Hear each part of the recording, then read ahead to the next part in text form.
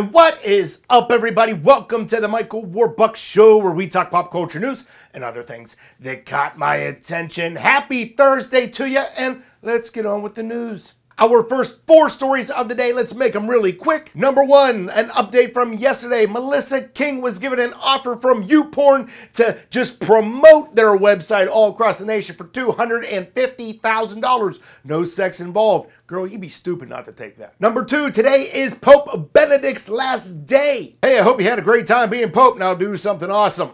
Not little boys, though. Number 3, if you have the Pandora app on your phone, you know, the free version, guess what? The unlimited music, it's going to be about 40 hours a month now is all you're allowed. Due to the rising costs with royalties that they got to pay the singers, they can no longer afford you to listen to it for free. And number 4, let's take 5 seconds to make fun of Justin Bieber. Here we go. What in the world are you wearing? 'Cause you look very silly. Yes, you do. 5.4 seconds. I tried. Moving on, it is the return of, Florida. There's a man in Florida by the name of Gregory Lanier, and he got shot in the leg. Now you're saying, oh, that sucks. I can't believe he got shot in the leg. But who shot him in the leg? And the answer to that is his black and tan English bulldog. Police are investigating, and they kind of think that the story is made up, but supposedly Greg and the dog were in the truck, and the 9mm gun was on the floor, and the dog jumped down, and, you know, it hit the trigger and shot the guy. Wow. The guy was able to make it to the hospital, no severe injuries whatsoever. He's healing up fine. But if this story is true, even the dog knows how horrible it is to live in Florida. Moving on, this seriously might be the most disturbing crime or anything that I've ever talked about on this show. I am warning you now. If you don't want to hear about it, fast forward a little bit. As I understand it, it goes something like this. There were these 4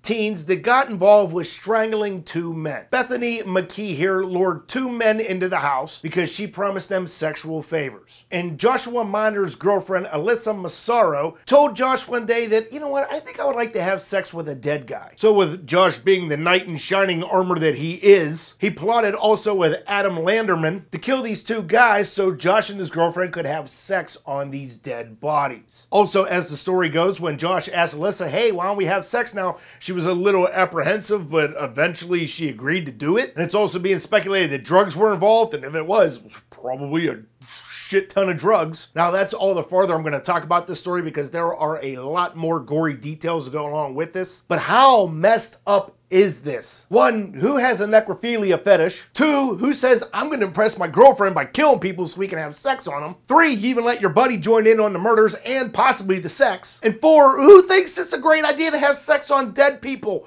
Where's the decency? So if you want to read up on this full story, that link is down below, along with everything else we're talking about today. And again, it is very gruesome. Okay, let's move on from the sick and disgusting stuff and move on to the sexy and hot stuff. Previously on the show, we have talked about Emily Ratajkowski, and I found a sexy gallery of her for today. And also there's another gallery of the beautiful Irina Shayk. I think Emily and Irina are a great way to end the week with sexiness. And for our final story of the day, let's talk about the biggest panhandling scammer dickhead in Kentucky. There's a guy that goes by the name of Gary Thompson. He wanders around the streets of Lexington, Kentucky in a wheelchair, and he acts like he is mentally challenged. And yes, that means that he is not mentally challenged. He was busted by the local news, and this is kind of a little bit of his act. Try to get to the restaurant. And then this idiot outs himself, and he's completely normal. Listen to this. I appreciate you guys busting me.